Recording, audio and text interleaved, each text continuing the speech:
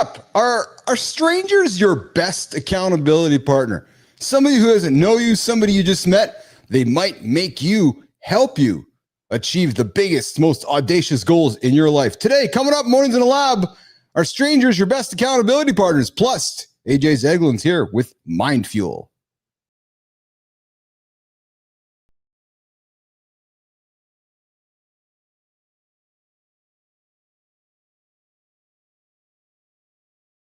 Welcome to Mornings in the Lab, where excuses when something negative comes up. Building muscle with the blood flow.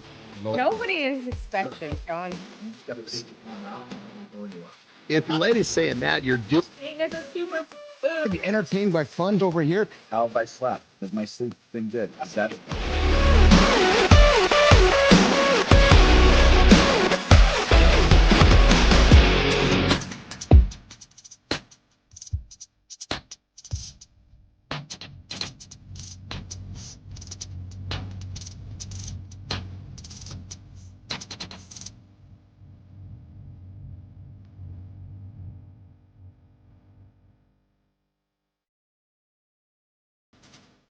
Hey, there we go.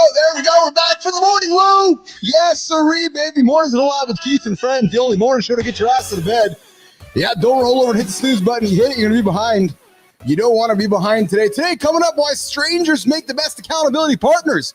Yeah, that person who's that stranger over there, they're going to help meet those. They're going to help you hit those big, audacious goals. Hey, listen, this is an explicit show. We might drop an F-bomb. We might drop an S-bomb. So if you have children, I invite you to walk them out of the lab, put the headphones on, or just tell them all about the bad words that we as adults use. You know, like, I'm not going to say it.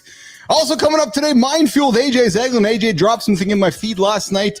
Why are men still struggling with vulnerability? Guys, come on. Come on, guys. Shed a tear, show some emotion, show some love. This morning on Mornings in the Lab with Keith and friends, let's bring in the crew, Jimmy. Let's bring in our boy Marty. Marty from Maryland with the drone. We got Johnny in the black and with the white and the red hat, and the Marty in the red headset. I got the black on. I got the gold glasses on today, boys. Hey, you know, Johnny, Marty, these are actually gold leafed glasses. Yeah, true story. They look good on you, man. You know, I was thinking about, the imitation for Keith has got to be the easiest one on the planet. All you got to do is say true story. Yeah. Oh, yeah. Yeah, it's my Mark impersonations. Yeah, I got. Yeah, that's it. See, because he uses that word. That's like his. That's what he does to really put a stamp on something. It's just such an easy imitation. You know, I was reflecting this morning, boys, and we talk so we've done 200 shows. So at about 2 hours a show, boys, we got 400 hours of just talking. Marty. Yeah. Well, you know what, brother? That's like when somebody comes to me and says, you know what? Yeah. I've been training for almost a year. Get the fuck. Come back when you've been training for 5. So let's not get all gloaty about some very small feat here.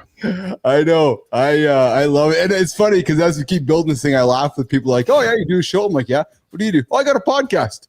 Oh, yeah? How's that going? Oh, I started it a year ago and I've only done a few episodes. And oh, yeah. And then I had somebody yesterday, Johnny Marty, say, so do you do this every morning? You know what my answer was? I wake up.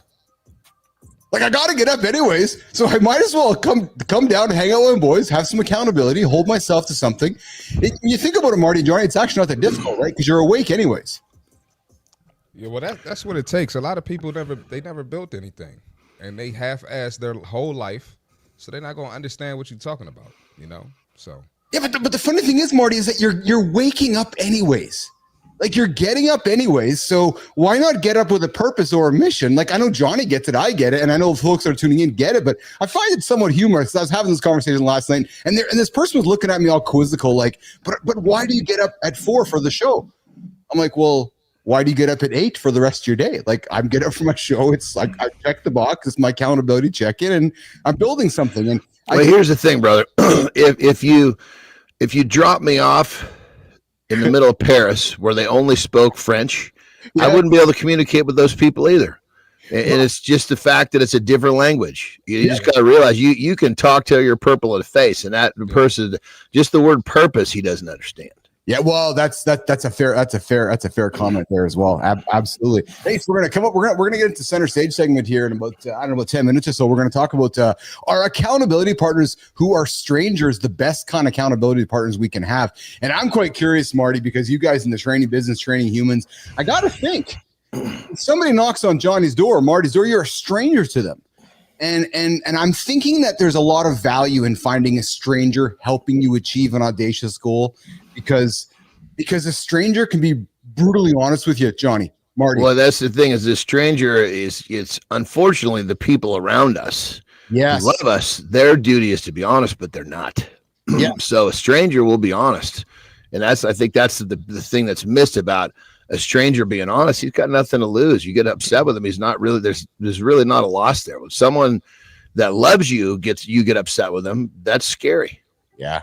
Speaking of, go ahead, Marty. I was gonna say, and some people just aren't gonna be receptive to their husband or their wife. Right. Like, they're not gonna be receptive to the information. They're not gonna look at it like it's serious, or they're gonna be like, oh, they're just being mean to me. Yeah. Well, and that's because the husband or the wife is an armchair quarterback. They're sitting there telling the spouse what to do, and they're not doing it themselves. Yes. You know, when you got someone that's doing that, was handling their shit, and they speak up, it has a little bit more of has more power. And unfortunately, you know, what Marty's talking about is so correct, because that person that's trying to direct traffic can't fucking direct their own traffic. So who the hell is going to listen to them? Yeah. Good point. It's true. Colby Whetker is joining us here at the bottom of the hour here. We're going to catch up with Colby. He was here about a month ago. He had some accountability news. We're going to check up and see how he's doing. But boys, and then we're going to get into we got AJ Zeiglin joining us for the Minefield coming up. Hey, listen, if you're tuning in here, I invite you to subscribe to the channel, like the channel, tell your friends all about it. Boys, I found a clip I want to show you. You know, I always like to show fun, interesting, crazy shit happening in the world, and I found this piece. Jimmy, I dropped that piece into your feed. Let's throw it up here on the screen. I found this piece happening in China, boys. This is awesome, or scary, same time. Check this out, though. We're talking fucking Star Wars here. Look at this.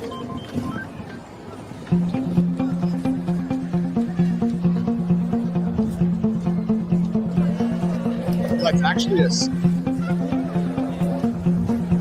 What is that thing?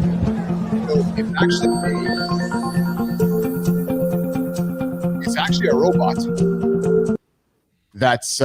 It's actually a robot on wheels accompanying the Chinese department, and so as the Chinese police department are rolling around patrolling, this wheel rolls around with them, and it's loaded with sensors. Cameras and sensors, like every possible imaginable sensor plus cameras. So just think about that, right? Like, bad guys aren't getting away when that fucking wheels are. Like, you talk about just the future. Like, there's the future happening right there, boys. Yo, they need that, because some of these out of shape cops I'm saying, it's getting ridiculous out here. They need something. These cops just letting it go.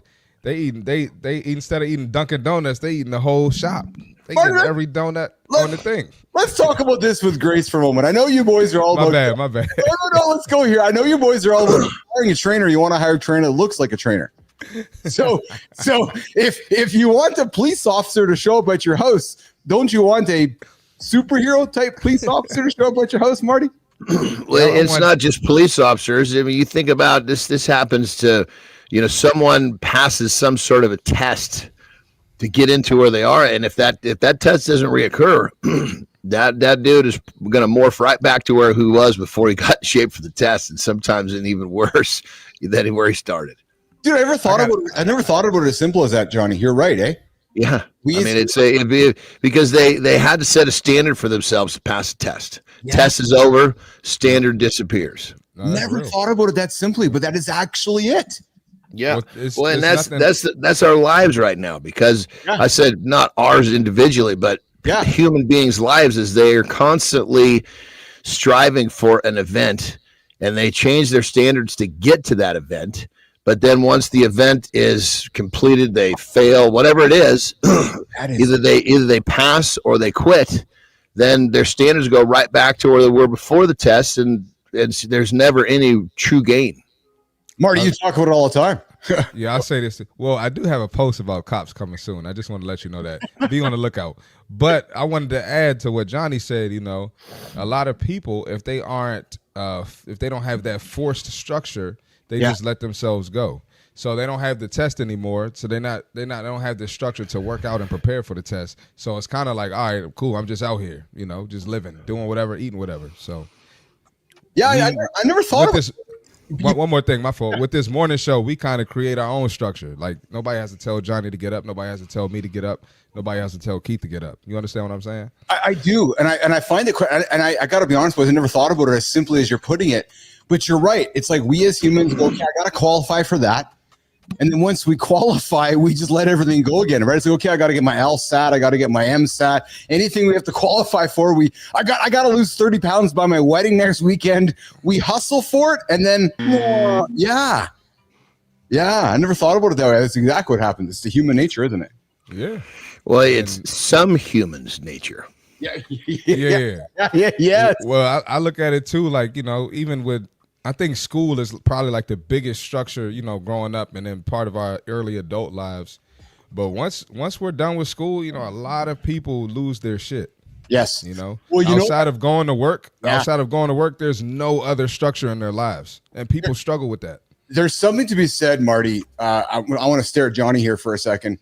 Johnny, so Marty, you played team sports. And I know when I started the Business Athlete Performance Lab, I met with a lot of athletes who, hockey guys, football guys, basketball guys that grew up in a world of structures, team structure, being told what to do, right? Marty, show up at the gym, do this, right? Yep. But then you got a guy like Anderson and the guys that are in the wrestling world, the bodybuilding world, the strength world. They walk into the locker room, Marty.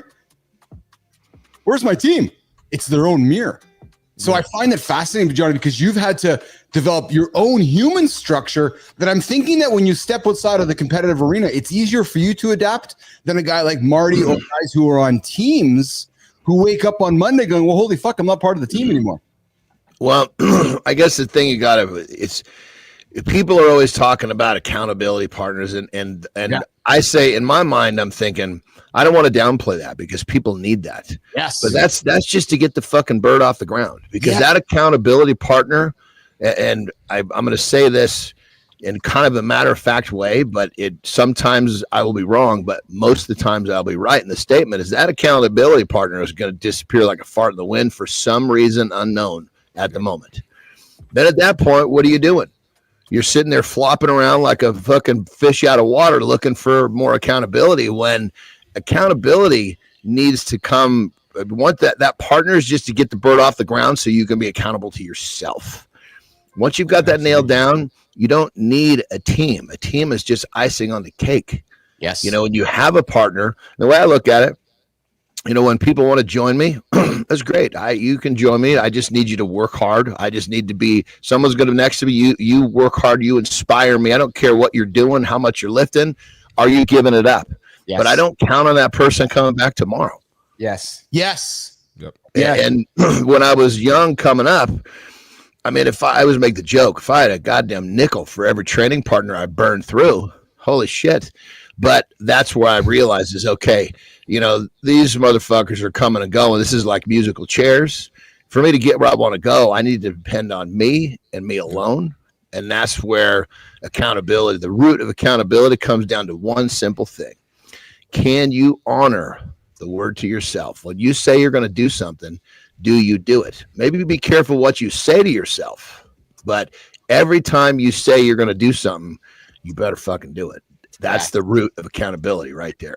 So true. So true. We're going to keep the conversation happening, accountability here in a few moments. We're going to get the check-in going. But boys, Johnny, I've told Marty this story before, but what's up, Shinku Gold? I see you there, pal. Good to see you here in the feed this morning. Hope you're getting your lift in. Shinku's like, yeah, I bought a punching bag. One of the best purchases I've made for fitness. Yes, sir. Yeah, that's a good one, brother.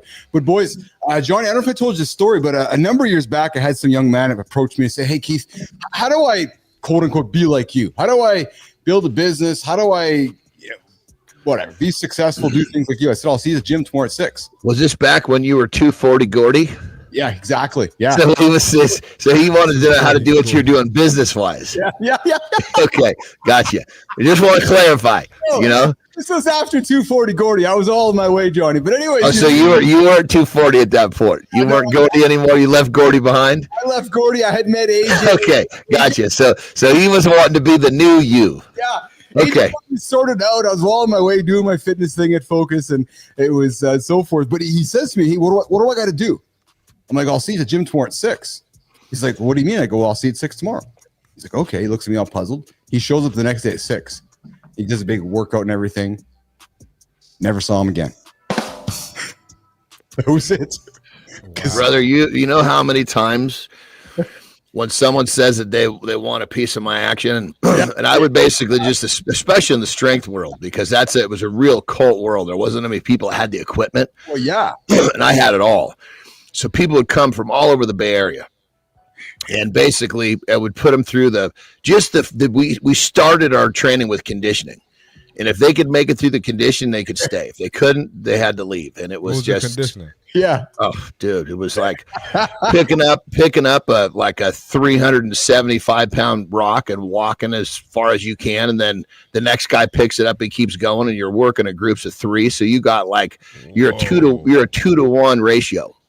Bruh. By the 4th time you're picking that thing up, man, it's all you can do to get it back up to start walking again, and you are breathing through a straw.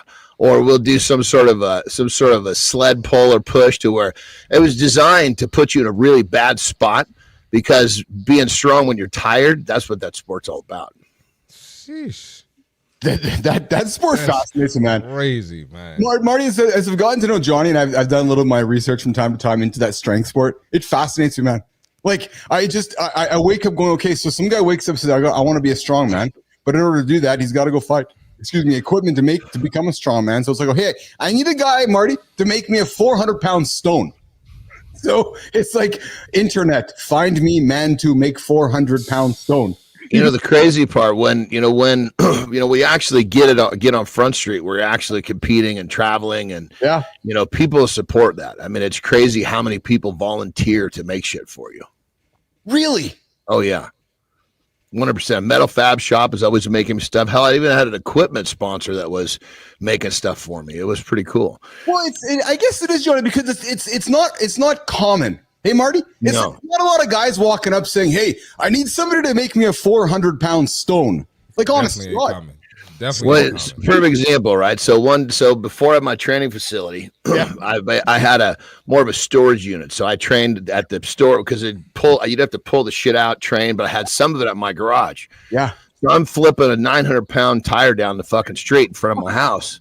One of the neighbors comes, of course there's some are watching. And so I finish, and one of them comes and say, "Hey, man, it's so inspiring watching you do what you do." And then I talked to him for a few minutes, showed him the garage, and in there I had the stones and the platforms, right? So he's like, dude, I could make you some better platforms than this. Like, yeah, that'd be great, dude. These things are falling apart. Just that kind of stuff, Oh, I love it. They just get behind when they get inspired. They want to be a part.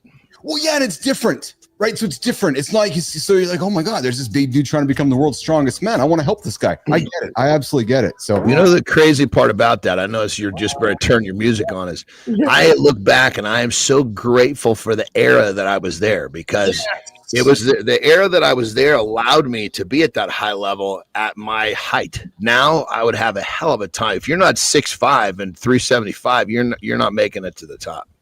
Really? Yeah, it's a very different era now. Oh, I want to dig into this at some point. Sound like basketball. Yeah, same thing. It evolves, It was the athletic era when I was in, which was perfect for my build. Really? And now what is just big fucking dudes, John? Like just a big guy. I don't care what you got. Oh, it's the giants. I mean, you'd rarely find a guy under 6'3". Like, for example, remember Eddie Hall? Yeah, right? Yeah. Eddie Hall looks short, but he's 6'3", 6'4". That's because he's standing next to guys that are 6'9". 7, 6'9". Yeah. It's a sport of giants now, isn't it, Johnny? Yeah, and 6'9" is becoming more of an average. You got guys that are closer to 7 feet. It's fucking nuts. Well, what's interesting too is I was reading a story. We talk wrestling and stuff on the show here. I was reading a story about Marty Edge from WWE, and why he never had a big push in WWE. It's because Vince didn't like his body. He thought he was too small. Vince is all about big boys, right? So hence Edge really never got the push that we all as fans thought he would get, because in Vince's eyes, he wasn't John Anderson. He wasn't Brock Lesnar. He Triple wasn't H. Exactly right. Well, I mean, he was in good shape. He just wasn't. He just wasn't a fucking unit. That's exactly right. It's exactly. Speaking of unit, let's get the accountability check in, Jimmy. I'm getting shit voice from our producer Jimmy. He's like, get on with it. I'm like, all right, I'm getting on with it. And then we're going to come back and we're going to get into the big topic today about why strangers make the best accountability partners. Yes, sirree, baby. Okay, so listen. Are you, nation, are you overcommitting and under-delivering? I have certainly could be accused of that some days. Because I'm like, I got to do all this. And they're like, oh, shit, I can't get it done. But at least we're trying. But listen, accountability isn't about doing more. Oh, yeah, knock on the head here to tell me that one. No, it's about doing what matters. Yeah, it's like driving revenue and actually following through with it. Do what you say what you do. But most of us are stuck in the busy Olympics. Yeah, not the Olympics with Snoop. No, the busy Olympics. You know, busy. Yeah, saying yes to everything, then half delivering on what counts. No, baby. Stop. Fully deliver on what matters. Why? Why? Because we confuse activity with impact. How many people do you talk to? I'm busy. Oh, I'm busy. No, you choose to be busy. You aren't actually busy. You choose to be busy. Maybe the response is, I'm creating results. So listen, being a business athlete isn't about doing all of the things. No, it's about having the guts to say no to the distractions around you, even when they're disguised. Well, yeah, even when they're disguised as opportunities. So here's how you're going to start. Write down all your commitments this month. Ask yourself, is this moving the needle or just ticking the boxes? Reschedule, delegate, drop the fluff. Accountability, it's not about juggling more, boys. Nope, it's about showing up 100% for what matters most. Ask yourself this one question as you go through your day today, as you head into the holiday break. What's one thing that you can stop doing today? Just stop it. Put it aside. It's not important. Get rid of it. And focus on one other thing that's absolutely going to move the needle today. That's going to move the needle today, move the needle next week. Make a decision. Stick with it and get after it. There's your accountability check-in. Every day, 8:15 Eastern time. We're going to do something fun next year with this check-in, Jimmy. I think we're going to get into rewarding people for checking in. I think there's some value in that. The only accountability show, the only morning show to get you guys out of bed, get your ass out of bed, not hit the snooze button. Hey, accountability doesn't cost you anything. Johnny, people are bitching and complaining about the cost of everything these days. This show doesn't cost you nothing. Just gotta get your ass out of bed, tune in, hang out with us, and learn a few things to help you achieve some big goals. And speaking of big goals, I'm suspecting, and I did a little bit of research last night, boys, with my AI agents. I'm suspecting that there's power in hiring a complete stranger to help me reach my most audacious goals. And I want to take the next 5 or 6 minutes here to dig into this topic before we welcome Colby back into the lab. And Jim, look at the boys up on stage here. Let's get into the chat about accountability partners and having a stranger. So Marty, I'll start with you, brother. So having a stranger for your accountability partner, it's all about objectivity and lack of bias. If I don't know you and you're like, yeah, Keith, I want to reach this audacious goal, I'm probably okay saying truth to you all of the time. Would you agree, Marty? Absolutely. Definitely. I mean, most of my clients, like Johnny said earlier, most of my clients that come to me are strangers.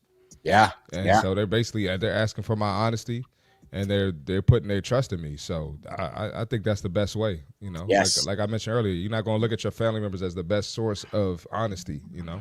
Yes. It should be. It should be, but they don't want to hurt your feelings. So that segues to my next one, which is the pressure to impress, boys. We often care less about how strangers perceive us because their opinion feels less, well, frankly, predictable, right? The desire to avoid embarrassment or appear unreliable can create a stronger incentive to follow through on a commitment made to a stranger, which I think in many ways, boys, I love this show.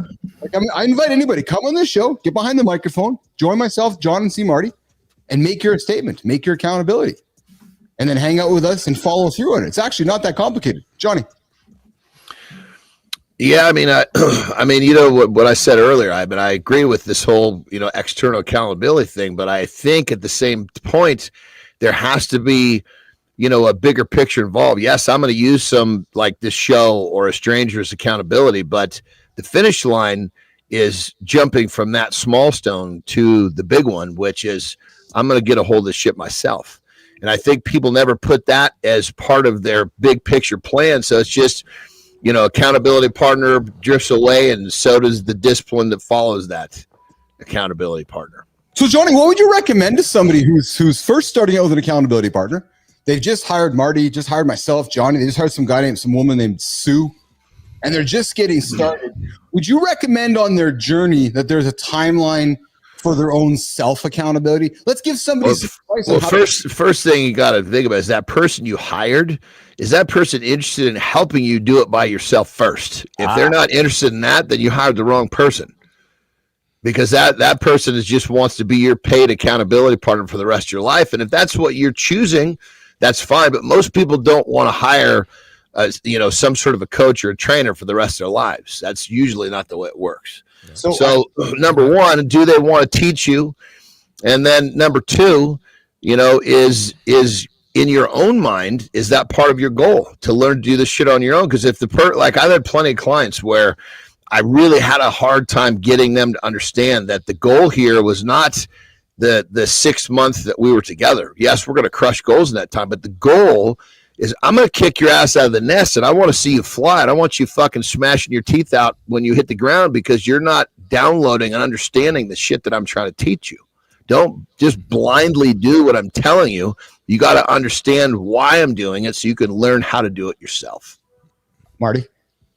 Yeah, I was going to say, too, to go along with that, one thing with my clients is like, if I'm out of town, you still need to get your ass up and still go to the gym.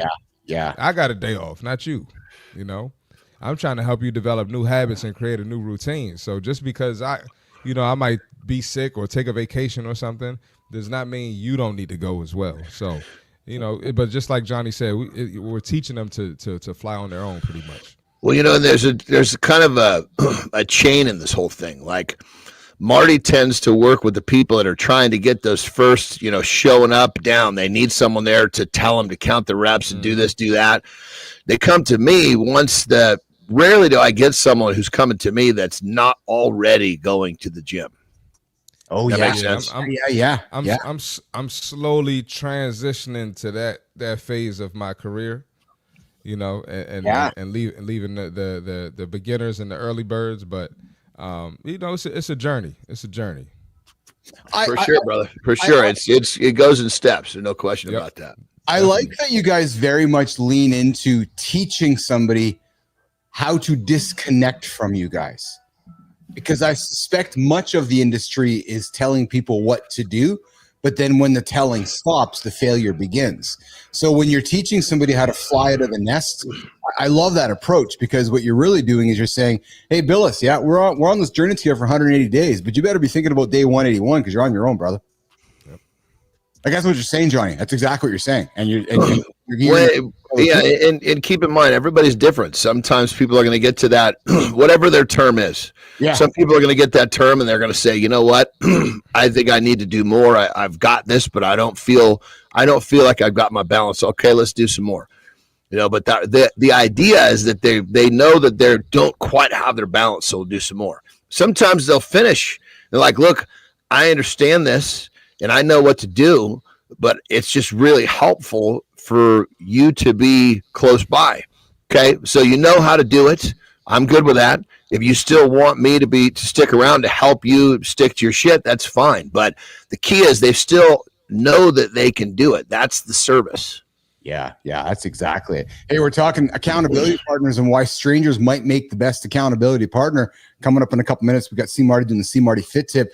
Some of the other things that were offered up here, guys, is fresh perspective. No risk of enabling. When there's somebody who's a stranger, they're probably not going to enable bad habits because they don't know your bad habits. So they're more than likely going to hold you accountable to some truths that you really want to have in front of you, and maybe use words that that your folks and friends and family around you aren't used to using. Unless they don't know the dumb shit they're doing is a bad habit. Yes, exactly. Right. That's exactly it. What I also like too is because I know as I was starting my journey, reinventing myself with this show here, I had somebody reach out to me about Marty before I met you.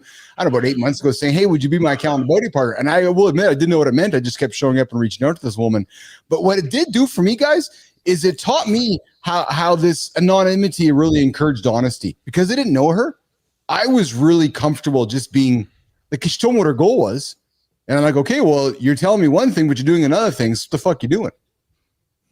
You know what I mean, Johnny? It was that honest of, it was like, but it's like you saying to me, Keith, but I want to go that way. But then Johnny, why the fuck are you going that way though? You keep telling me this, but you're doing this. I found it really easy to hold that person accountable when I didn't know that human being, especially talking over a camera to them. Yeah. Yeah. Well, if you were to hold Lauren or, you know, Brookie or Piper accountable, I'm sure your approach would be a little less harsh. Oh, it is 100%. Just because of your love for them. So yes. Definitely. Yes. Yeah, there's certainly something to be said for that, right? So exactly.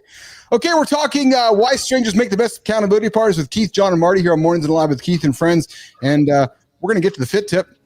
We got Johnny, we got Marty. We got Marty doing the fit tip here, and then we're gonna come back and continue the chat. I thought we had Colby joining us here today, but I don't see Colby in the green room, so we're gonna keep the chat going. And we got AJ coming up here in 15 minutes. Marty, get after it, brother. All right, let's get it, man. All right. Now I'm y'all accountability partner, all right? So today's fit tip is going to be a heavy hitter, man. We don't care what you did back in the day. We don't care what you did in the past. And if you glorify what you did in the past, it's only going to hold you back, right? You can't have the glory days syndrome. We don't care that you played high school basketball in 1999 or football in 1999, the early 2000s. We do not care, because at the end of the day, it's not doing anything for your fitness now. It's not keeping you in shape now. It's not getting you on track with your food now. It's not getting you on track with your water. It's not holding you accountable now. And guess what? And I know y'all think I'm young on this show, you know, the people that are older than me. But when you hit 30, you start to decline faster. Your strength declines. Your cardiovascular declines, right? So your flexibility and mobility and joint health declines. So you have to stay on top of those things to keep yourself healthy as you age. We're not asking you to be what you were in high school, but you do want to take care of yourselves. So start small, lift weights, do your cardio, and then prioritize your recovery. And we don't care if you did it in high school, college, or whatever it was. Like I said earlier, it's not helping you now. So hold yourself accountable, or get one of your buddies. First hold yourself accountable. When you learn how to hold yourself accountable, get one of your buddies, get one of your family members that's around the same, in the same boat, have similar goals, and get them to hop on board with you. All right? And stop thinking about the past. It's okay to talk about it, but don't let that be the excuse for why you're not on top of your fitness now. That's the fitness tip for today. Funny, Marty, we talk accountability on the show all the time. The ultimate accountability program, the free accountability show. Just get up, guys, and tune in with us. Yes, sir. It's a word that most struggle with. We have learned to embrace it here, and we're working on monetizing this whole idea of accountability. I loved your message, Marty, is that you're right, eh? It's like, yeah, you just achieved something good for you. Nobody cares. Nobody cares, bro. Like, I get so many guys that hold on to that old stuff, man, I'm gonna be honest. If I held on to that and I didn't prioritize myself, you'd be talking to a fat, lazy, non-achieving guy right now. So it's big. Nobody gives a shit about what you did yesterday.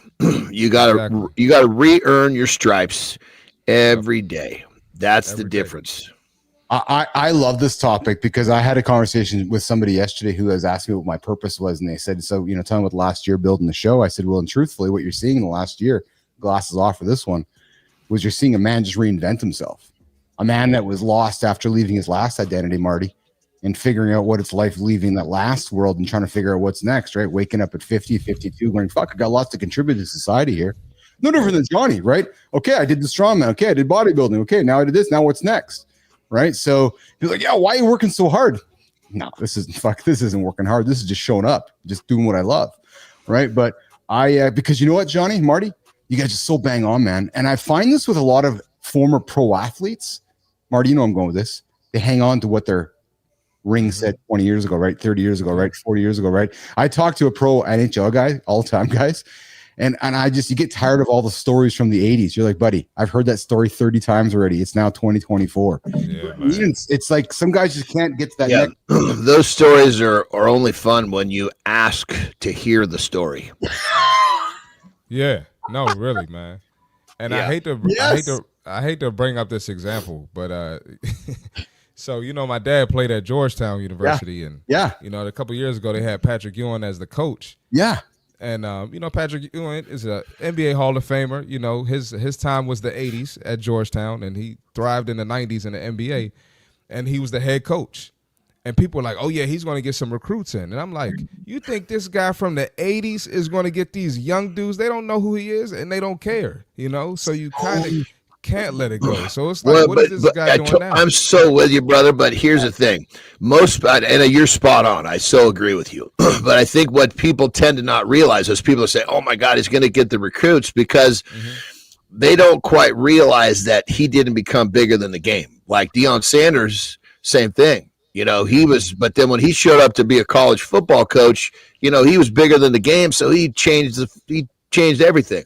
So Patrick was great. He was, like you said, he thrived in the NBA. Yeah. But you didn't see him, fucking turning the goddamn headlines upside down all the time like Deion Sanders. So it's just a misconception of people's, they just don't quite understand how the process works, but I totally agree with you. It's just people don't quite understand how the shit works, Absolutely.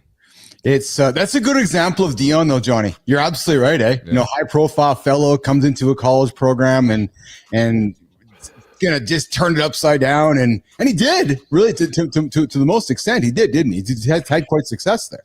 Well, he turns a lot of shit upside down. Yes. That's what he did. He just turned. That's how he gets from point A to point B. Shit gets turned upside down in the process. Yes.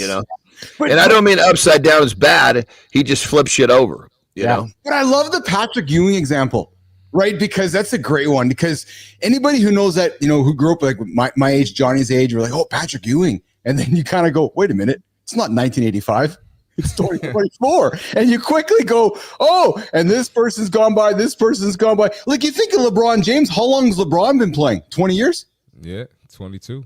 Right, so think about that. So 22, like 23 years. So somebody being born right now is looking at LeBron like you and I are looking at Patrick Ewing, and that's generations ago. In 20 years, LeBron could be head coach and do similar to what Deion did because, he became, his movies, he became bigger than the game too. Yes. You know what I mean? Yeah, exactly. Hey, boys, I think we got somebody in the green room. I think he's got his headset on and he's clapping his hands here, and I think he's going to show up here on the show. So I think, Jimmy, we got to bring in Colby Whetker. There's Colby. What's up, y'all? Yeah, how's it going, brother? Yeah, sorry for the tardiness. Literally, whole house has been sick the last week, right? So it was like last minute audible to get a kid to school. So. Well, the fact that hey, listen, I appreciate you taking some time out with us this morning, to hang out with us, and I'm also appreciative that family and kids are first. So the fact that you had some time to come hang out this morning is great. You showed up a few months ago. We hung out with you, and you had a big announcement that we're going to refer to in a second. Before we get there, how are you, man? How's been your morning? What's been the morning like at your house? Yeah, good. I got coffee and I'm healthy, so I'm good, man. And I'm chatting with you, so even better. Awesome. So is everybody sick? The whole house is sick? Yeah, we got. I feel like the whole world was sick the last 2 weeks. We got a stomach bug real bad last week, so it was a lot of cleaning supplies. We'll just keep it at that. Oh, dude, the stomach bug when people are puking, that's the worst, man. Yeah, and there's enough humans in here to fill a hospital ward, so we got it done though. Did you get sick? Did you get sick also? Or were you first? I was last. So you were basically when everybody else was puking and you were cleaning up all the mess. Yeah, pretty much. So I got to be janitor first, and then got to be the patient last. So yeah, it's first and last. They both got it. The ones in the middle, they get lucky. Dad's just watching the whole house go around the corner. He's like, all right, I'll hold the bag when you guys are all done. Bring it to me, and I'll just finish up the mess here. Right? That's how it works. Not wrong. Yeah. And you can just be a few seconds late and you got a huge mess. We had it reminds me of I had a similar situation, just mowing down the house. And I was first, so I got through it. My middle daughter was next, and I get her bunk bed, and she's like, Daddy, I'm not feeling well. I'm like, okay, let me go get a trash can. As I'm turning the corner, she leans over the bed and just bam, just covers the floor in puke. I'm like, God damn. That I 5 just said, no, seconds, the story that 5 seconds just cost me like 90 minutes, man. Not Right. had that exact situation. Yeah, about on last Wednesday. Oh, Exactly. Oh, man. Yeah. So Colby joins us from the Autonomy Agency. Colby was with us about 6 weeks ago or so. And Colby, you were so kind to hang out on the show with us. And then you made a declaration. You made a statement. And I said, oh. And I remember what the statement was. You remember what the statement was.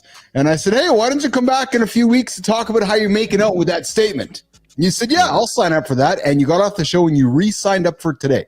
So Colby, let's revisit the statement you made about 6 weeks ago here on the lab. And let's see how you made out following up on that statement. Colby Whetker. Yeah, well, you got to remind me exactly what I said. But in short, I'd say I delivered on like 50-60% of it. So I still got ways to go, Keith. I think the plan was that you were going to put drinking aside. Yeah. That I definitely did. So I thought it was also tied to work. I thought it was tied to working out as well. But the drinking went way down. I think I went out socially once maybe since we met. Nice. So that's been way down. There's just, I don't know, once I hit 30, man, it just got way less interesting. You know what I mean? So it was, you're right. It was drinking and then lifestyle change. It was, I'm going to commit to not drinking and I'm going to commit to taking care of myself a little more effectively than you had been. So, and we're all about here, Colby, it's about grace. We're all about, if we fell over yesterday, we're going to restart again. So the fact that you're getting after, the fact you showed up here today, even though you got a sick house, tells me that you're heading off in the right direction. Yeah, and that's the thing too. I don't want to imply that I have a drinking problem. It was literally like, yo, you gotta work out more and drink less. And so that's definitely tipped in a better way. It's kind of, it's one of those things where I was actually Googling the other day, like, what are the best workouts while sick? And the majority of it was like, don't work out, get better.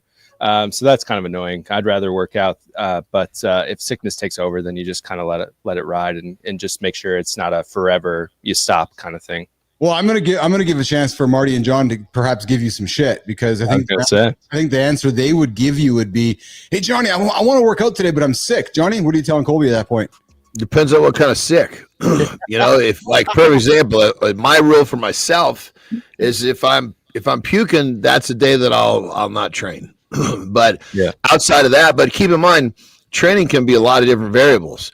The next day, if say I was puking yesterday, I might go for a walk today, and it really depends on, most people are going to think that my answer is going to be, you have to train, Well, what it comes down to it is you have to do the best you can to stay on your diet is what needs to be the top of that totem pole.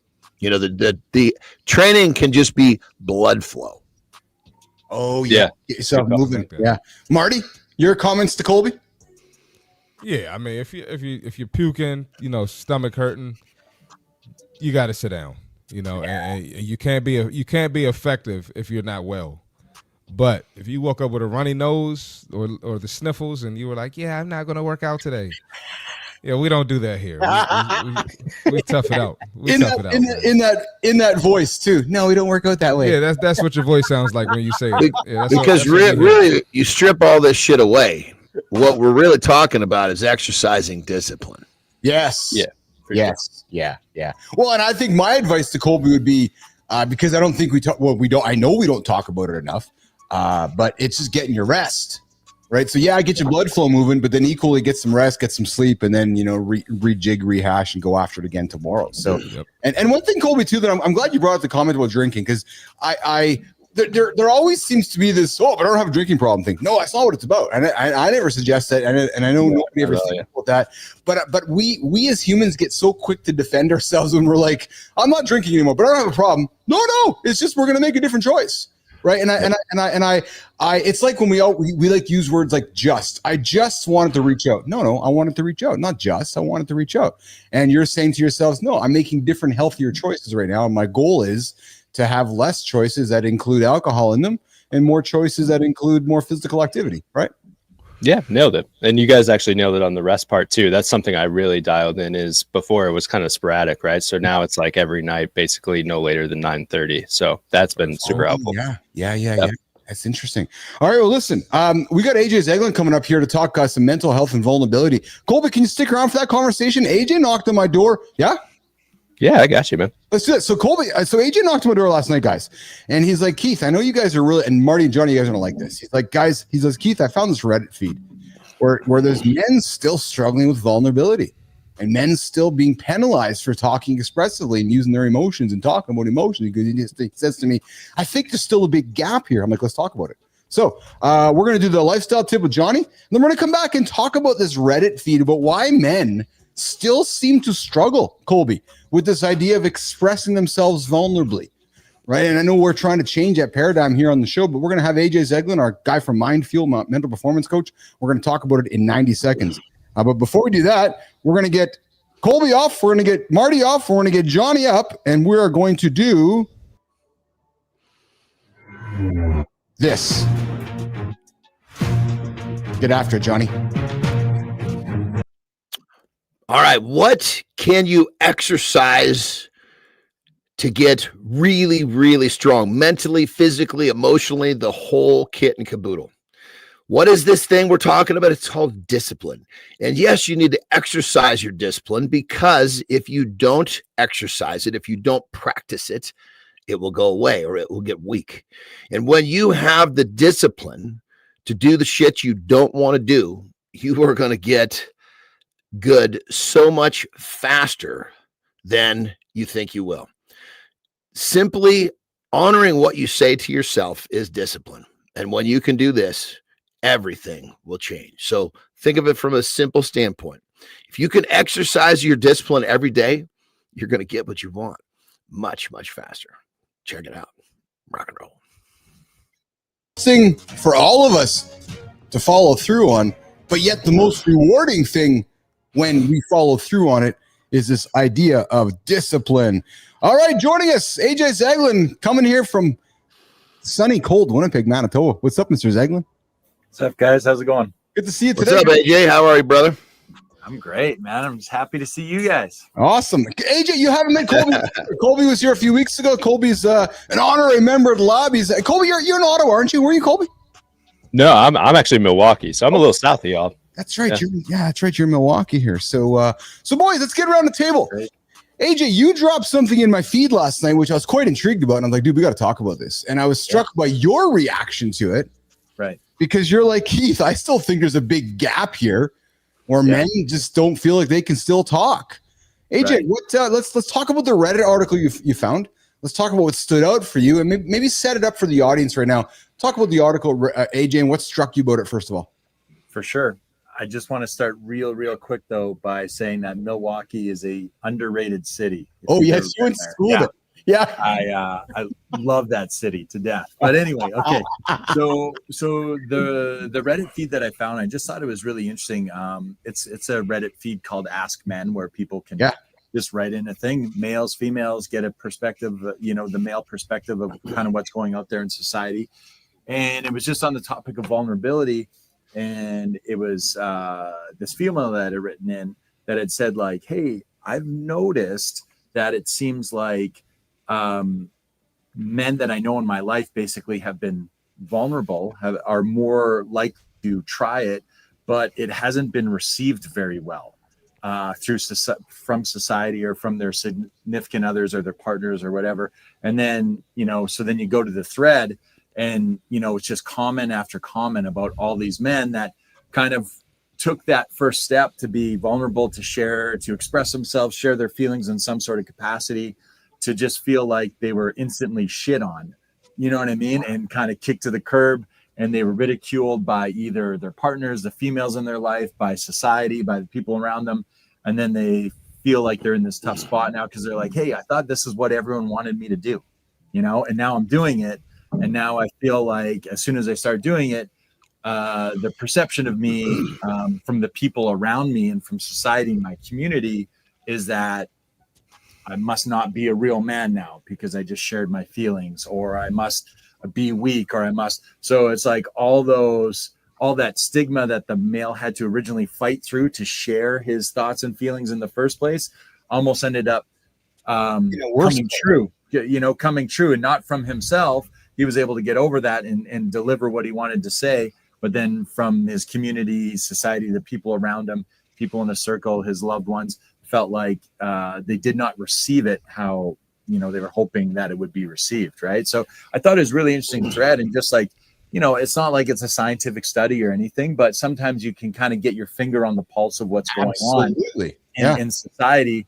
And when you scroll through this thread and there's like comment after comment, where now it's like 10, 20, 30, 40, 50, 100, 200 comments, and they're all saying the same thing, that this was the male experience, that after they were vulnerable, they were almost shamed for it. You know, I thought it was just really interesting that we're kind of taking men to that first step, right? We're convincing them, hey, you got to do this. You got to talk about things. You got to say stuff.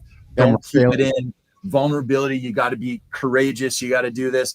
And then we haven't really given them any advice or talked about, once you do this, what happens if it's not received in a positive way? What happens if you get spit on for it, right? Have you experienced, AJ, in your practice? Have men come in expressing that, AJ, yourself personally? You know, it's a good question. I instantly thought about that, right? I would say for myself, it's been more on the first half of it, right? Men come in with a certain amount of hesitancy, and that if I can get them to encourage them to be vulnerable with me in that room that we're hanging out in together, then that's a great first step, right? But obviously I'm aware of the situation, and I am you know, we call it unconditional positive regard. So I'm super supportive in that situation, and I'm trying to encourage that behavior, right? I haven't really had a lot of personal experience yet where people have come back from it and said, hey, I tried this with my wife or my partner or my girlfriend, whoever, and I was kind of ridiculed for it, right? But yeah, it's interesting either way, right? It's interesting. Good morning, Adam Peters. I see you there, brother. I see that Colby Whetker created Adam Peters. Colby, got Adam joining us here this morning on the show. He's giving you a positive shout out. Boys, Colby, Johnny, Marty, when you hear AJ make the statement about this Reddit thread, let's go around the table. What comes to mind? Colby, starting with you. What comes to mind when you hear this? Are you disappointed by it? Are you surprised by it? Or like, oh yeah, I'm vulnerable and people give me shit all the time about it? Colby. You know, honestly, I had a billion thoughts with it. It's tough to know what thread to pull. I can only speak from my personal experience, right? And so somebody asked me the other day, like, who inspires you? Yeah.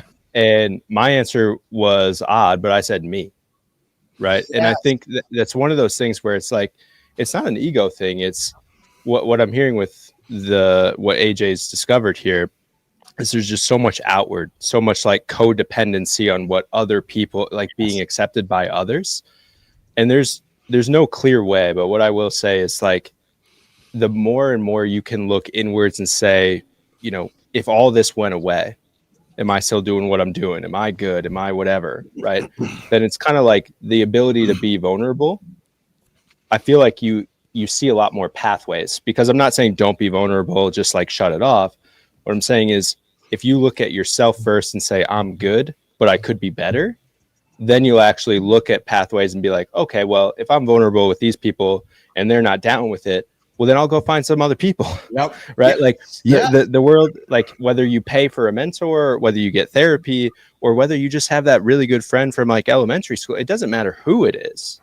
Right. But if you think, hey, I'm trying to get it from this one well and this well only, and it's not delivering what I need, then go find another well. Yeah. Well, I think when it comes down to it, I think the foundation of this whole thing is if a person, in this situation, a man, learns to be unapologetically himself, number one, is going to attract the right people. But number two, then the people that don't agree or that ridicule him, it doesn't matter because this is me. And if you don't like the fact that I just had a moment of vulnerability and you want to talk shit, that's your deal. But this is the way I feel. And if you don't agree, go disagree over there. Yeah. Yeah. I like that. Marty. I say, you know, as men, we kind of have to kick ourselves in the ass, right? So you got to go to the wrong person. It has to happen. You got to go to the wrong person, express yourself, get the response, and that might be the way you have to learn hey, this isn't the person for me. This isn't the person I need to open up to and be vulnerable to. So you kind of got to be thankful for that, and now you can use some discernment, and you can pick and choose who you can go to. Your tribe will show up.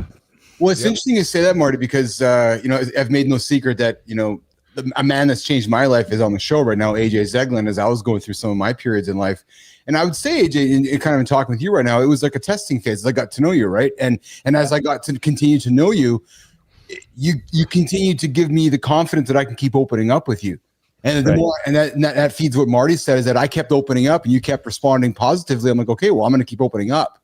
Yep. But to Marty's point, the moment that I open up to you and you give me something that I'm like not being receptive, I'm probably turning in a different direction. And maybe that's what you find in that Reddit feed, to Marty and Johnny's point, which is that maybe some men just haven't found their tribe yet. And maybe that's the bigger problem, AJ.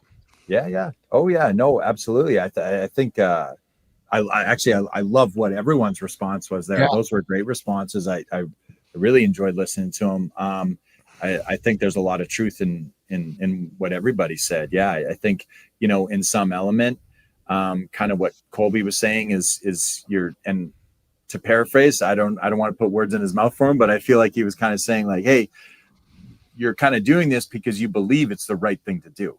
So you're doing it no matter what, because in your heart, this is the right thing to do. This is how you want to be, right?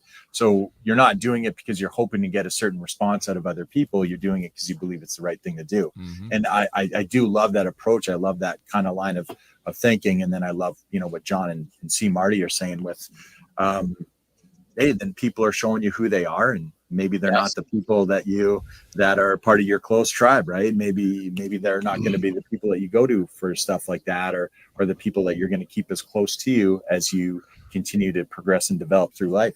Well, and AJ, isn't that what, when you hear Colby's response, you as a therapist working with clients, the response that Colby gave is ultimately where you want to get your client, right? To their own mirror. Right? Because if you can look into your own mirror and recognize that it's not about somebody else's ego, it's not even about your own ego, it's about satisfying your own human, you're well on your way with your own purpose, AJ. Yeah. Yes. Yeah, absolutely. The whole goal is to empower the individual, to let them know that they're capable of doing whatever they want to do. Right. And along the way, that's going to be coming to the realization, that the decisions you make, the things that you're doing, they might be tough. There might be resistance there, but you're doing them because you believe it's the right thing to do. So like he said, if you got to go back and do it all over again, you're doing it all over again because you truly believe that that's, you're doing your best and it's the right thing. So boys, is it as simple then that if you're being your human, you're being yourself to your buddies, and you're not getting the response that you think you should be getting from your buddies, is the tactic we're offering our audience get new friends? Well, here are you like perfect example when I'm open with my feelings and I tell someone that I love them. Yes. There's no expectation of a response. No. Right. And so if you're opening up with looking for some certain response, why are you opening up?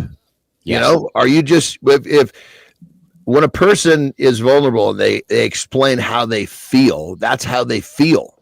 Now, if you're doing with the expectation of a certain response, the odds are you're going to get let down.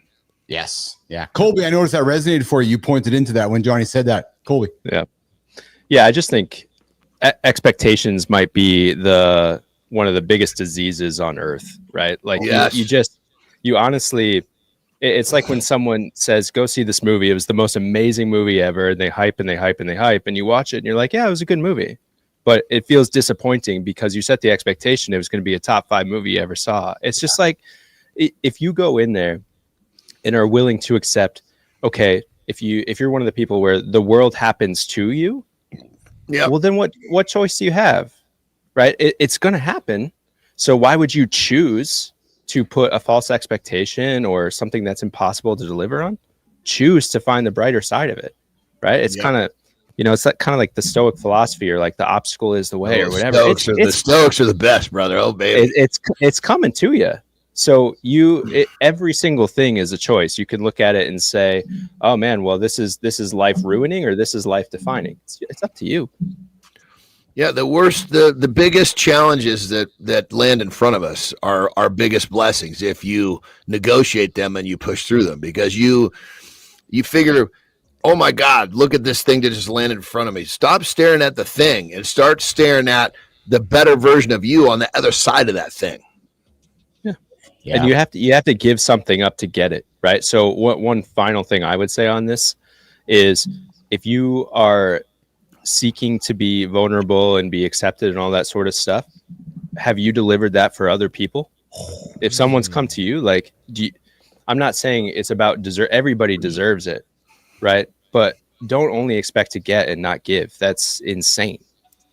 Yeah. Oh man, that's powerful right now, because I'm working with somebody who's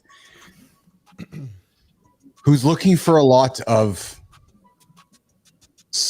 I'm trying to find the words, what you just said, Colby. They're looking for a lot of perhaps empathy and support from others, yet I'm finding they're struggling to give what they're wanting from their surroundings. Does that make sense?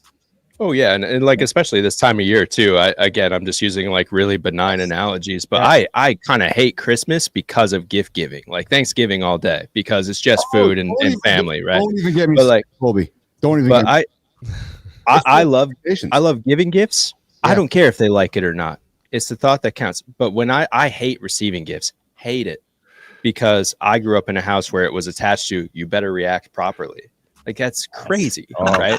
So it's just like, if there's so much tied to the thing, that is the wrong reason to do the thing. Like we said earlier, believe in it or don't do it. That's it. I've experienced a few people in my life that are not close any longer, excuse me. And it's because every time there was a gesture made, there was a clear expectation on what was supposed to come in return. I'm like, I didn't ask for this. Yes. I didn't ask for this, and I surely don't want to do what you're asking for. So please stop giving me shit with the idea that I'm going to give you something back. And then if I have to say that, that's basically my exit. Yeah. Because it's like, okay, everybody was going to make a mistake, but you see that pattern pop up multiple times. Okay, this person doesn't understand the idea of giving to give. Yeah, I have some of those similar feelings about Christmas, which we're going to get more into next week. But we got to wrap up here with AJ. AJ, listen, man, I'm appreciative you've thrown this topic on the table. It strikes a chord with a lot of folks. It's a great topic. AJ, in less than a minute, how do we wrap it up for today? What would you tell a man who's listening to us right now and wondering what to do next? Yeah, so keep going. Right. You started that process of being more vulnerable because you believe it was the right thing to do, and you've made that decision. You've accumulated that information that's led you to that decision. Keep going. Right. If you get resistance and you get pushback, there's a good chance you're doing the right thing. Just, keep going, keep working through it. And like Johnny said there, everything that you want, you've decided to make that decision because you're trying to change the person you are. You're trying to develop as a human being. So that new version of yourself, everything that you want's lying right on the other side of that hard work. Right. So just keep going through it. Just stick with it. Even if you don't feel like you get that support or that response that you were hoping for. Like everyone said today, you don't do it with any expectation of receiving anything. Just do it because you feel it's the right thing to do, and keep your head down and keep working. And AJ, is as funny and simple as it is, and Anderson talks about it all the time, but if somebody is talking smack about you, then you're actually on the right track. Right. So if you're wanting to be vulnerable, you're on the right track. If you're wanting to be vulnerable and be honest with your buddy, and your buddy is not wanting to give you what you receive in return, then keep doing it, as AJ said, and get a new buddy. Right. And even better, if they're talking behind your back, that means you're already ahead of them. Keep fucking going. Another sound on the board. Yeah. I love that. I won't lie to you guys though, because I feel like I'm getting to know this group pretty well, and I was pretty sure when we came with this topic, this conversation, I did have expectations that everyone would deliver really valuable thoughts and points of view on it. So I had an expectation, and you guys all met it. So well, there's but that's a really good point, brothers. There's going to be a certain group in your life that operate at your level, and there'll be some expectation, largely just because you're used to seeing what they do. It's not like you're needing something. It's just you kind of know they're going to deliver. Absolutely. Well, and AJ, and you never met Colby before, but the fact that you learned Colby was from Milwaukee, right away your expectations went, oh, well, this guy's fucking cool. He's probably going to drop some bombs. Yeah. He's probably going to be full of knowledge. And little did you know, AJ, Colby delivered. He did. And you know what? I actually do remember when he was on previously, it must have been a Tuesday or Thursday. Yes. Because I do remember listening to Colby talk before, so I know this wasn't the first time that I met him. That's right. Awesome. All right, pal. Listen, AJ, I know you got a busy day ahead of you, pal. You have a great one. I always appreciate you joining us here on Tuesdays and Thursdays, and we'll get into what's happening next week a little bit later today. But Mr. Zeiglin, you stay warm, okay, pal? All right, thanks, AJ. guys. I appreciate you guys. AJ. Yep. Thank you. Thanks, AJ. All right, good topic. AJ's out of here. I know Marty's out of here. We're gonna restart here. Morning Loop Reloaded here. Marty's gonna go. Hey, Colby, you sticking around? Here, take care of sick kids. I can stick around for a little bit longer. You got me. Yeah, 100%. All right, Colby's gonna stick around. Me and Johnny. Marty's gonna get out of here. Marty's gonna go and fly the drones in Maryland today, and right. go train a few folks along. I like Trump's response. He's like, "Don't worry about everybody. Just don't worry about it. Just it's all fine. We're just flying drones. Yeah, we're just searching for a dirty bomb." Yeah. So it's in Milwaukee. He got enough shit on his plate to worry about. So all right, Marty, have a good one, buddy. Johnny's gonna go for a break, and I'm gonna reset second hour here. We're gonna get into I'm gonna be vulnerable. I'm gonna get into 8 ways I've grown, Colby, since my last relationship. I'm gonna lean into a man's perspective on emotional evolution. So we were talking, how we evolve as human beings, and I'm gonna share some of the experiences that I've had in my life over the last several years, and perhaps Colby spurring on others to maybe do the same. Because if we're still the same as we were yesterday, we're not moving any further ahead, right? So in Nation, the first hour we got into we've talked about accountability partners being strangers. Hey, Colby, what's your point of view on this idea of having a stranger for an accountability partner, and perhaps there being more value in a stranger instead of somebody you know? Colby. I place a ton of value on it. I have personally invested quite a bit in the last couple of years, having never done that in the previous years. And it's the shortest way to say it is it's been a life changer. So the only caveat I'll say is that they need to be a qualified stranger, right? Not just a stranger. Elaborate on that, brother. Elaborate on that. Well, honestly, I think it's, the reason I am invested in mentors instead of just tried to go seek someone for free is, one, I'm at that stage in my career, but also, honestly, whether it's a business coach or a life coach or whatever it is, I think your investment is key, right? So I'm not saying you have to fork over like 5 figures or anything like that, but if you're just casually approaching getting better, you're going to get casual results. Yes. So I personally believe in investing in a stranger. I think is more valuable than a friend, because it almost cuts away all of the nuance and gets you into what are we trying to accomplish? What's the transformation we're after, and that sort of stuff. And they're going to be much less biased than someone who knows you well. Boom. Right. So I couldn't recommend it enough, so long as they're qualified. And again, same as like conversation before, is you have options, right? So don't just settle on the first person. If it's not a hell yes, then go to the next person. Yeah. All right. So Johnny, we're going to get into conversation here in the second hour, Johnny, about some things I've learned, and I think you're going to lean into this as well, pal. We're talking about emotional vulnerability with AJ here. I want to get into this conversation, this topic of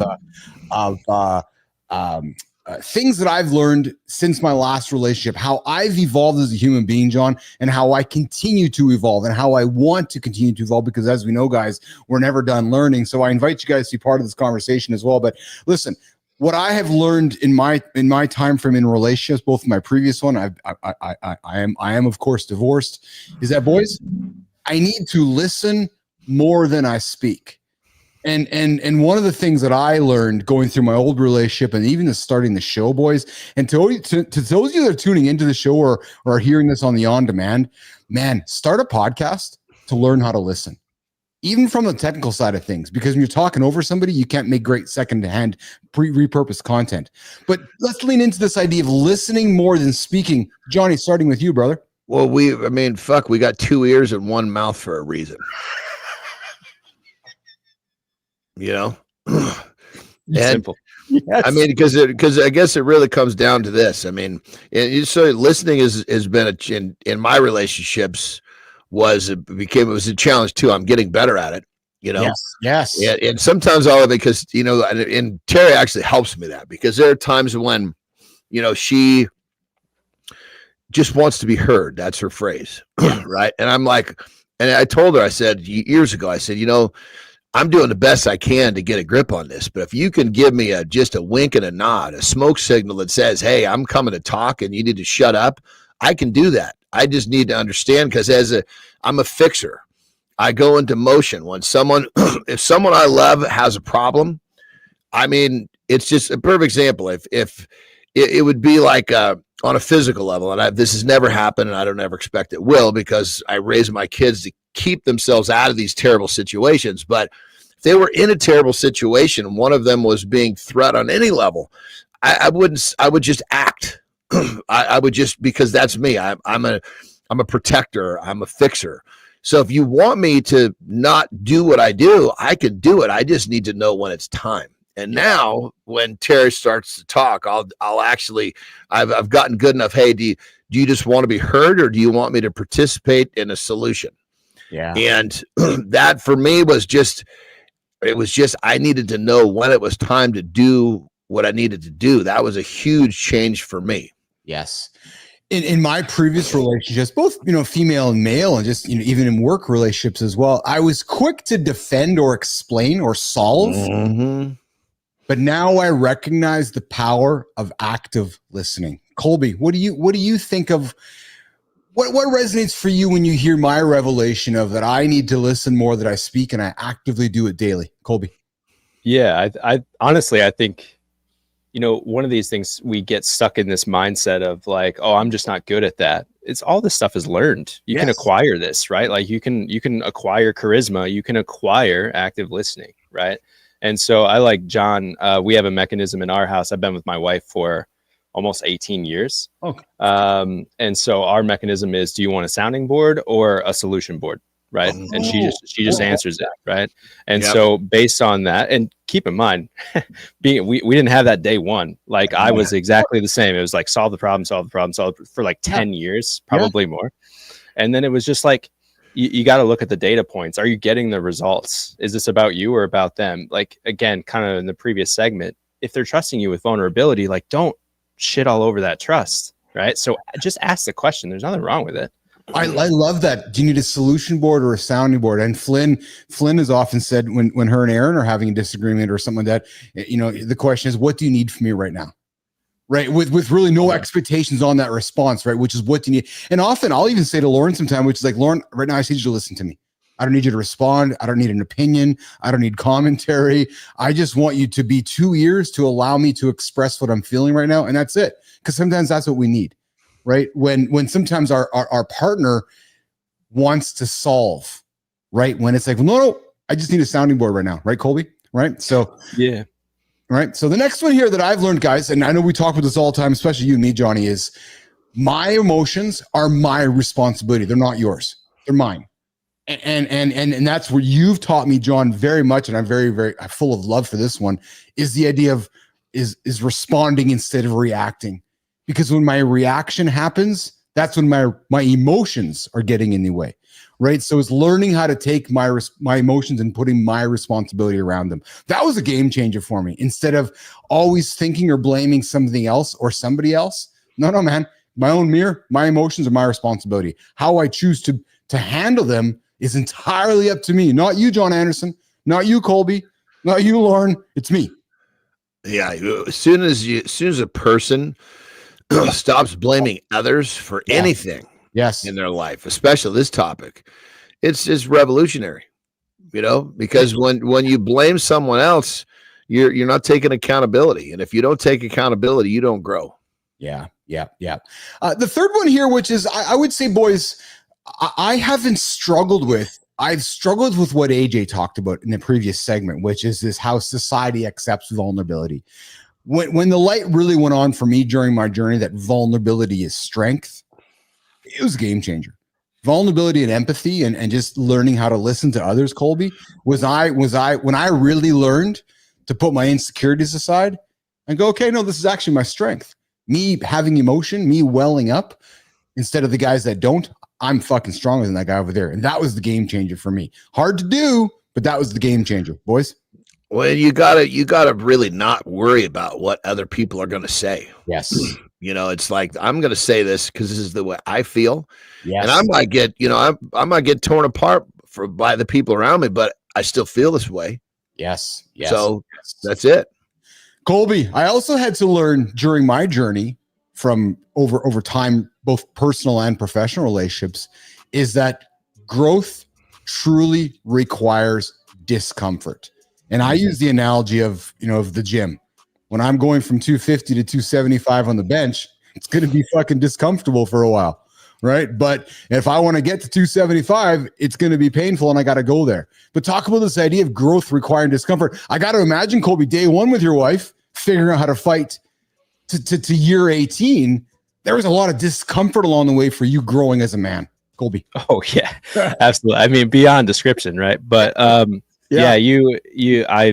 if there's a statement that has really resonated, the more and more I feel like I have momentum. It's growth is 1 foot outside of your comfort zone, right? So it's like when it comes to relationships and all that, like I couldn't agree with you more, Keith. Is just anything easy is going to feel hollow to you, right? So it's just kind of one of those things where, like you guys have mentioned before, where John was saying, if people are talking smack about you, that's a really good indication you're on the right path. Like it's the same in this case. The more discomfort you have, just if you need an illustration, look at last year you. Could last year you have handled that?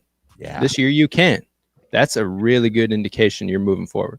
Well, it's a skill because, that in myself, I've gotten to the point where if I'm comfortable, I get very uncomfortable. I need to feel uncomfortable to feel more like myself, because if I'm comfortable, I know that something's slipping, because you're either getting better or you're getting worse. And if you're comfortable, you're getting worse. If you can learn to be comfortable in an uncomfortable situation, now you've really kind of changed the paradigm of how your life evolves. It's interesting to hear you say that, Johnny, because I still do it to this day. How this show keeps me accountable. When I go into the gym over there, when there's times that I want to make the easy choice, I'm quickly reminded of you and Marty, and then of my own mirror. I'm like, well, fuck, I can't make the easy choice because I'm gonna feel hollow and unfulfilled at the end of it, because it's happened to me. So I always make the harder one, and it's so much more fulfilling when you make the harder one, even if you fail, because at least you tried. Right. So next one, Johnny, I'm looking at you this one, brother, because we've talked privately about this topic many times. Past relationships were lessons, not failures. John Anderson. Oh shit, man. It's like, everything, it's not just relationships. That's a general thought. You can figure every failure as a lesson. Right. It doesn't make a difference, what we're talking about relationships. But if you're not learning it, and you see this all the time, you see people, I know people just like this. They will literally get out of a relationship and into another one. Yep. Because all they're trying to do is recover what they lost. They're not trying to figure out what the problem was. And you find these people that move through their whole lives this way. And then what happens is, they're so uncomfortable by themselves. All they want to do is seek that comfort of having a mate, and there is zero growth in this pattern. Yeah. That's I think that's a common theme for many humans. I've seen. I was like this when I was younger, so I know both sides of the fence. When I finally was like, okay, you know what, I'm going to sit in this chair, and I'm going to be okay by myself, meaning not going out and finding a partner for the night, not having a girlfriend, whatever it was. That was life-changing, man. And it took a while. Because I felt pretty empty without a companion or a forgive the sex partner for the night, whatever it was, whatever I was seeking. I had to realize, okay, you know what? No more seeking. You need to be comfortable. I shouldn't say comfortable. You need to be okay by yourself. Yeah. And once you're there, Now it's a different game you're playing. Well, it's a good segue to this next one, Colby and Johnny, which is this idea of boundaries are acts of self-respect, right? Setting, maintaining healthy boundaries used to feel selfish to me. Now I understand that clear boundaries, they're actually opportunities. They actually create stronger, more respectful relationships with myself, with my friends, with my family, with my partner. And I've learned to communicate my limits clearly and respect others' boundaries. So I know we've talked about boundaries here in the show before, but Colby, when you hear boundaries, do you hear limitations or do you hear opportunities, Colby? Yeah, if I can choose door number 3, I'd say clarity, right? Like you're just being really clear. I mean, in anything, whether it's business relationships, personal relationships, it's just the person on the other end. I think the more clarity you can give them, the less friction you have, right? And so I like what John said is just you're sitting there, wanting a partner and then actively deciding, no, I got to learn more about myself first, right? And so if you just get deeper, you get more clarity. It's a lot easier to project that. And then you just have a lot less, firefighting in your life because you're so clear on what's important to you and what isn't. And that I was really resonating with going from relationship as solving a problem. You should never get with anyone to solve a problem ever. Yeah. No. Right. And so that is everything John said. I wish I could just package it up and sell it because it's damn right. Like, it's so, if you don't know enough about you, it's almost irresponsible to bring someone else on that ride because you have more work to do before you can possibly invest in someone else. And then we invite children to that equation, and it causes a whole other set of challenges and yet opportunities. Hey, we're talking with Colby and Keith and John Anderson here in Mornings in the Lab with Keith and Friends. 8 ways I've grown since my last relationship, a perspective on emotional evolution. Get into the last 2 here, boys. Support. I know we talked this a few moments ago. Support doesn't mean fixing. Sometimes support is just listening, understanding, and being there for the person on the other end. And I've had to learn that. I know, Johnny, you talk about because you're a fixer. I'm a fixer. Colby, you're a fixer. Nope, not fixing, just listening, just supporting. That's it. Just giving you what I need. And then the last one, boys, is self-work is never finished. And I know that that's what this show is all about. And that's what I wake up with every single day. And Johnny, I know you do, Colby, as well, is that there's no finish line to cross. And I had to learn that the hard way when I built my previous company, sold it, cashed the check on Friday, and then felt empty as fuck all weekend, realizing that, Monday's here and I got to keep going. I'm not done. That was the eye opener for me. Right. So, because if you don't have purpose and you're just chasing, self-work is never finished. Life's never finished. You got to keep going, man. Always got to keep turning those lug nuts on the wheel. So anyways, there we go. 8 things I learned since my last relationship, quickly going through them, listening more than I'm speaking. My emotions are my responsibility. Vulnerability is my strength. Growth requires discomfort. Past relationships were lessons, not failures. Boundaries, acts of self-respect. And support doesn't mean fixing. Most importantly, the self-work that you have, guys, never finished. That's why we have the show, the free accountability show, 8 o'clock Eastern time, Mornings in the Lab with Keith and Friends. We're wrapping it up here in the second hour here. Myself, Johnny, and Colby. Colby, what do you got on the agenda today, brother, besides being sick?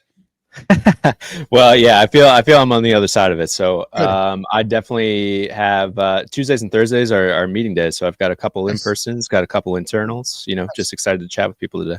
Nice. Take a quick minute or less to promote and plug the Autonomy Agency so we can create some content for you, brother.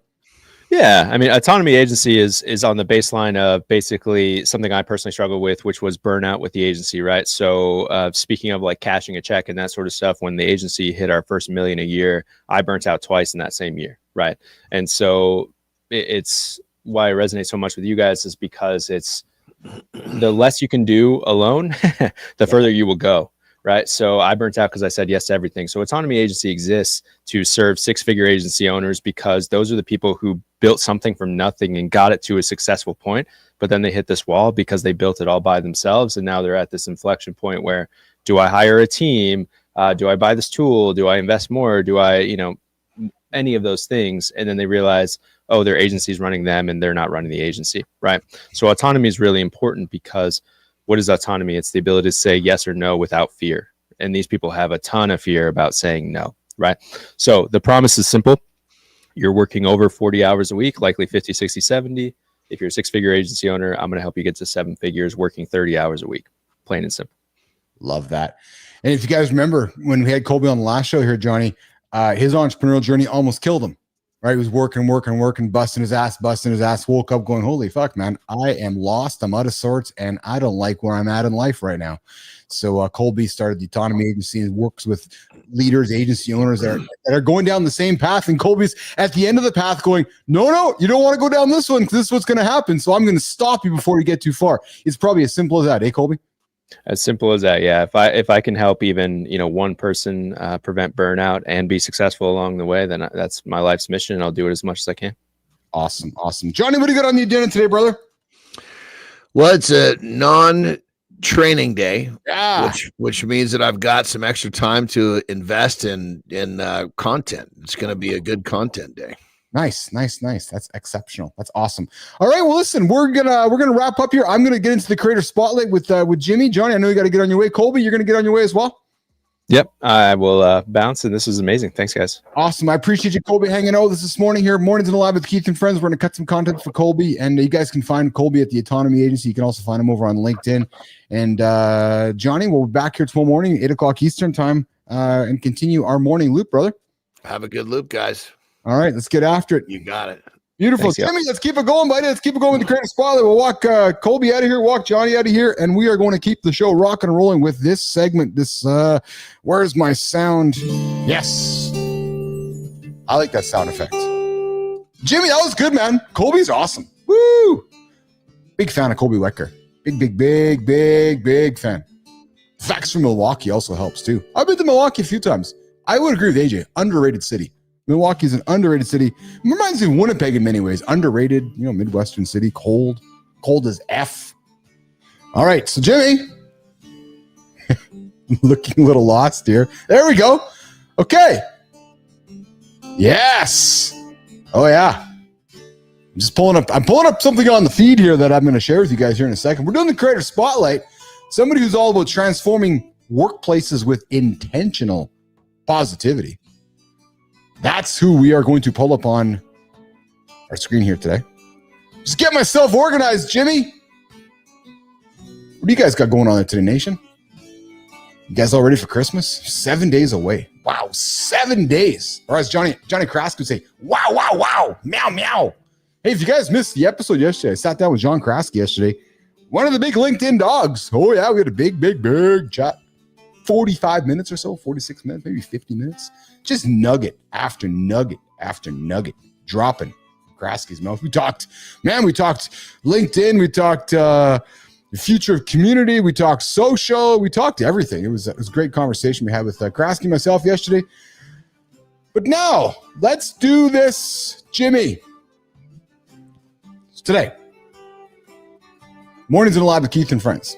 Creator Spotlight. Somebody who transforms workplaces with intentional positivity. He's all about trust, collaboration, success, engagement, intentional positivity. He's got a unique background. Tech entrepreneur, tech engineer, 6 times career pivoter, Ironman finisher. Woo, baby. Global speaker and coach. He's all about helping people that have challenges that leaders face. Engagement versus happiness, staying motivated, performance elevation, work-life integration. We don't talk work-life balance here. Nope. Doesn't exist in the real world. Not at all, baby. His coaching impact. He's all about transforming managers, deepening insights into workplace dynamics, versatile strategies through keynotes, workshops, and personalized coaching. His approach to workplace happiness: identify strengths, set achievable goals, foster collaboration, and celebrate their success. So, are you ready to transform your workplace? Because if you are, you need to meet the person we are going to celebrate this morning on Mornings in the Lab with Keith and Friends. And Jimmy, I'm pulling up the LinkedIn feed here too, so that we can do a little bit of a swap over of the Gamma to also the LinkedIn feed with this expression of our creator. So this morning, Mornings in the Lab with Keith and Friends, on one of my favorite segments of the show, called the Creator Spotlight for Community Corner. Today, Mornings in the Lab with Keith and Friends wants to celebrate. Jimmy, I got the Gamma up on stage, brother. Today, we are going to celebrate this man, Antonio Savalas, who's transforming workplaces with intentional positivity. Yes, baby. You're going to discover how Antonio Savalas helps leaders embrace happiness as their competitive advantage, fostering engagement and success without burnout is what Antonio does. And we're going to take a few moments to celebrate Antonio. You see, we put together from power positive relationships. His unique background is all about tech, Ironman finisher, 6 times career pivoter, global speaker. Jimmy, let's go over to the LinkedIn page here. We're going to pull up here as well now. So let's do that. We're going to pull up his Antonio's LinkedIn presence so you guys can see what his LinkedIn profile looks like here. So you'll see here, he's all about driving team performance through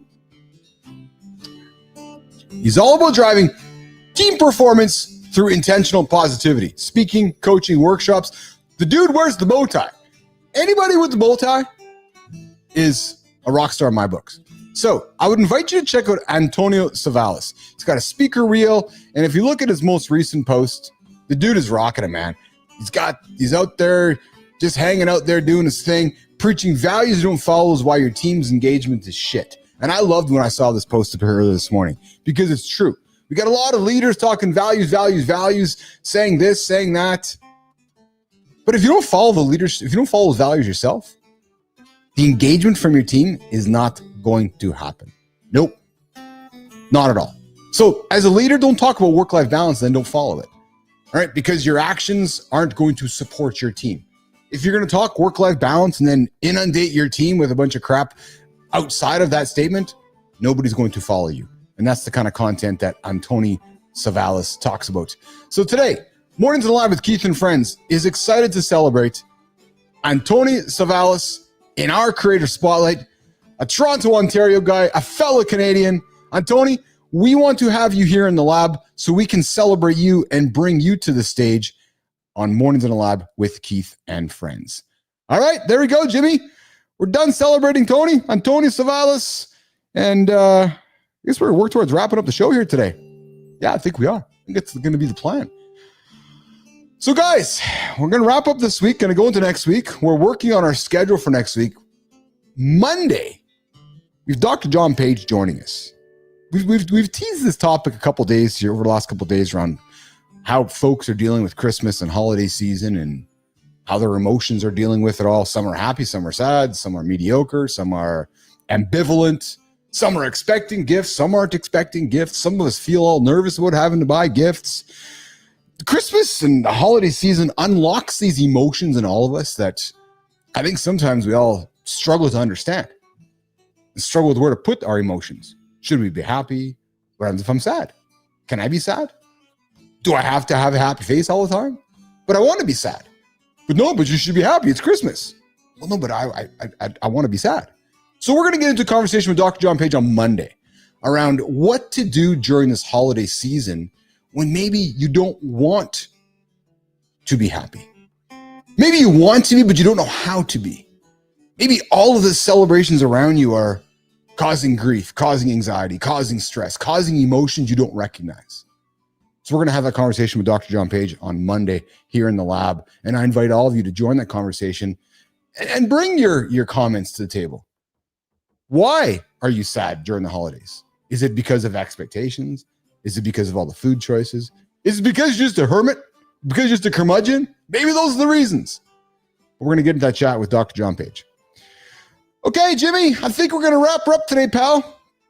Another one is, I know, Jimmy. I know tomorrow's show is Friday. I know we got a show with Jory on Friday, but Monday does come after Friday, Jimmy. So Monday we got a show as well. So don't be telling me we don't got no show on Monday. No, on Monday we got a show with Dr. John Page. Tomorrow is Friday. Yes, I know tomorrow's Friday. Tomorrow's show, we don't have topic yet. Well, we do have topic, but I'm not revealing it yet. We do have Jory Jansen joining us tomorrow for the protein break. And I do think we have some guests for the show tomorrow, which I'm going to quickly look on. Oh, yeah, we have Justin Roethlisberger, I think is how you say his last name. He'll be joining us in the show tomorrow as well. And I think what we're going to be leaning into tomorrow is 2025 wellness trends. As we look into 2025, what people are looking at doing, what they're embracing, how they're helping themselves be accountable, and how they're achieving big, audacious goals. Okay, let's roll. Jimmy, let's get out of here. Let's go to work. This last 90 minutes is not work. It's just fun. Just topics and conversations and helping people hit their big goals, get into bed, not hit the snooze button. All right, guys, I'm going to get out of here. I'm going to go to work. We'll see you guys tomorrow, 8 o'clock Eastern time, right here in Mornings in the Lab with Keith and Friends. YouTube, LinkedIn, X, Threads, all the platforms. Primarily live on LinkedIn. Come hang out with me. Come friend me. And hey, ladies, we're looking for a female to join the team. So if you think you can keep up with myself and John and Marty, and then listen, here's the thing. We're not just looking for any chick. No way, man. We're looking for somebody who's not afraid to do the shit that others won't do, like myself or Johnny or Marty. So that's what we're looking for. Looking for somebody to hang out and mix it up with us. Somebody who's not afraid to have the kind of conversations we're having here in the lab. So on behalf of John Anderson, C. Marty Fit, Christopher Martin, Colby Whetker, Adam Peters, Shinku, producer Jimmy, and me, I'm Keith Bilous. We're going to get out of here. We'll see you guys tomorrow, 8 o'clock Eastern time. Mornings in the Lab with Keith and Friends. Where's my sound effects? Let's see here. There it is. Let's get out of here. We'll see you guys tomorrow. We're going to get out of here and go to work.